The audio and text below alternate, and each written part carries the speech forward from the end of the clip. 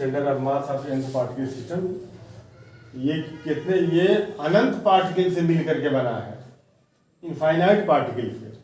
n1 n2 n3 n4, ये एक particle मान लो n5 है, इसका पार्टिकल मान लो n6 है, इस तरह से मान लो ये n पार्टिकल है। क्या है? n पार्टिकल में अब 1 2 3 4 5 6 7 8 9 10 11 12 1000 10,000 nth मान लो इनफाइनाइट। ठीक, तो इसका यहां से पोजीशन वेक्टर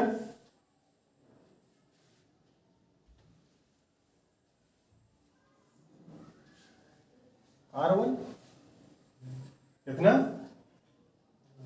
r1, इसका पोजीशन वेक्टर r2, इसका r3, इसका r4, इसका r5, इसका r6 और इसका rn पोजीशन वेक्टर। तो सबका कहीं सेंटर ऑफ मास आएगा कि नहीं आएगा? तो सेंटर ऑफ मास मान लीजिए, कहीं ले लीजिए सेंटर ऑफ मास, मान लो ये सबका सेंटर ऑफ मास, सबका एक सेंटर ऑफ मास होगा ना कहीं बीच में, कहीं बीच में सबका सेंटर ऑफ मास, जहां हम ये मानते हैं कि सारा कि सभी मास यहीं पर कंसंट्रेटेड है, तो वो मान लो कहाँ है, वो मान लो यहाँ है।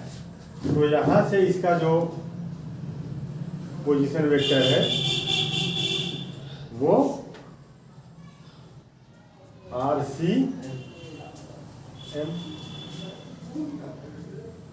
RCM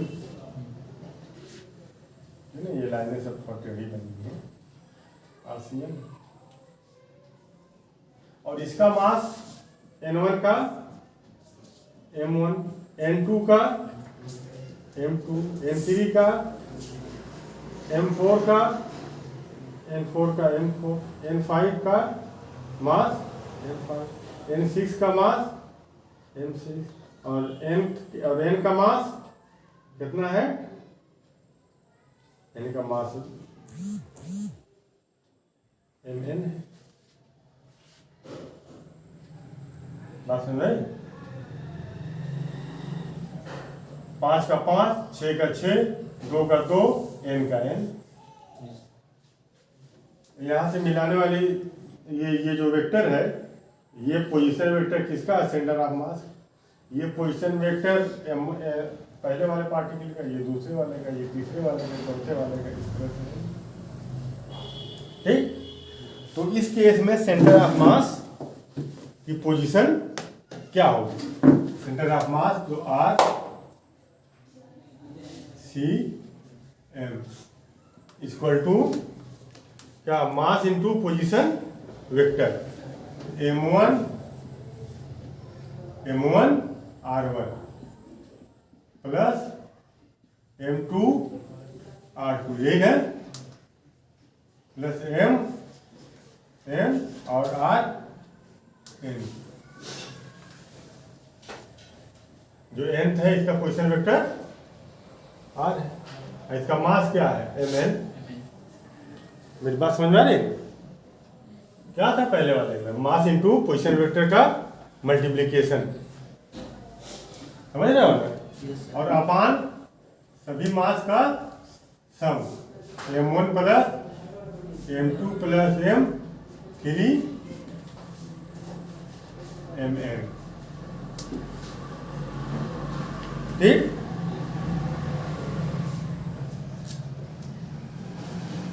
तो अब देखो यहां पर,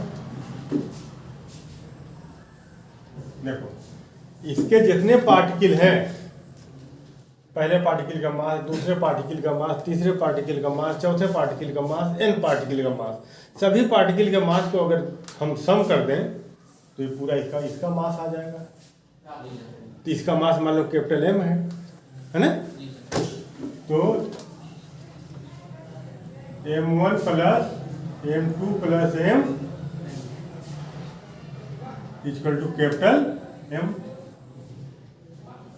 then RCM centre of mass का position vector M1R1 plus M2R2 plus M3R3 dot dot dot MnRn upon capital M। बोलो नहीं, इसको हम लिख सकते हैं RCM। ये क्या सबका सम है ना, सबका, तो हम यहाँ लिखें MI और RI सिग्मा। I कहाँ से कहाँ जाएगा, 1 से n तक। I की जगह 1 रखेंगे तो M1R1 यहाँ ये लगा दो। I की जगह 2 रखेंगे तो M2R2। I की जगह 3 रखेंगे M3। I की जगह n रखेंगे तो MnRn। ये बात समझ में आई। और अपान कैपिटल M। ठीक, ये आप ऐसे लिख सकते हैं M RCM equal to sigma MI RI I equal to 1 से n। बात समझ में आई, हो गया। उतार लो।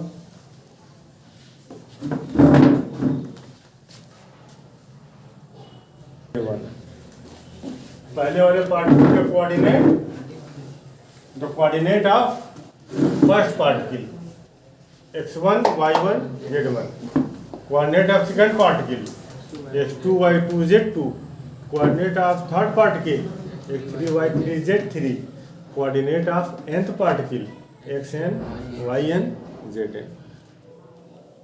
सबका कोऑर्डिनेट दिया हुआ है, तो सेंटर ऑफ मास उसका भी कुछ कोऑर्डिनेट होगा, तो उसी का कोऑर्डिनेट हमको पता करना है। तो सेंटर ऑफ मास का x कोऑर्डिनेट कितना होगा, देखो x coordinate of centre of mass, centre of mass का x कोऑर्डिनेट कितना होगा, सबका x कोऑर्डिनेट। देखो यहाँ क्या था, M1R1 ये पोजीशन वेक्टर में था, ये सब क्या है, M1 into position vector, M2 into उसका पोजीशन वेक्टर, M3 इंटू उसका पोजीशन वेक्टर। तो अगर सेंटर ऑफ मास का अगर तुम निकालोगे इसका सेंटर ऑफ मास, बात समझ में, तो ये आ जाएगा M1 into x coordinate plus M2 into उसका x coordinate plus M3 into उसका x coordinate dot dot dot Mn into उसका x कोऑर्डिनेट अपान M1 plus M2 plus M3 plus जो कि कैपिटल M।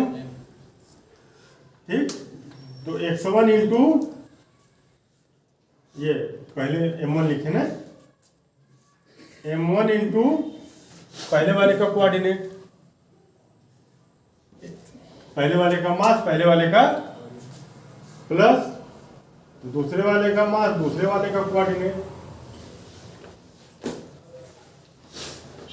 nth पार्टिकल का मास और nth particle का अपान M1 plus M2 plus M3 कहाँ तक जाएगा ये M। तो ये कैपिटल M हो जाएगा, ये क्या हो जाएगा कैपिटल M। तो इसको आप लिखेंगे, देखो ये सम है ना, sigma sigma M x upon capital M। Sigma M x का मतलब कि मास और उसके कोऑर्डिनेट के मल्टीप्लाई का मल्टीप्लाई, सबके मास और कोऑर्डिनेट के मल्टीप्लाई का सम। ठीक है, उसी तरह से सेंटर ऑफ मास का y कोऑर्डिनेट क्या होगा, M1 y1 M2 y2 M3 y3 Mn yn अपान M1 plus M2 plus M3 कहाँ तक जाएगा, एम तक, और ये हो जाएगा sigma M X upon Y. ठीक इसी तरह से इसका Z coordinate centre of mass का क्या होगा सर? हाँ sir M Y upon M होगा। हाँ एम होगा हाँ और सर एक्स का वाई होगा। हाँ ये वाई होगा जी, ठीक ना।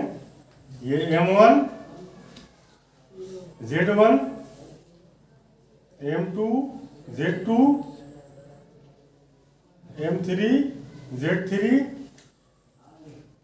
MN ZN अपान M1 plus M2 plus M3 कहाँ तक जाएगा ये MN तक। ये इक्वल टू हो जाएगा sigma M z upon capital. ये बात समझ में आ गई।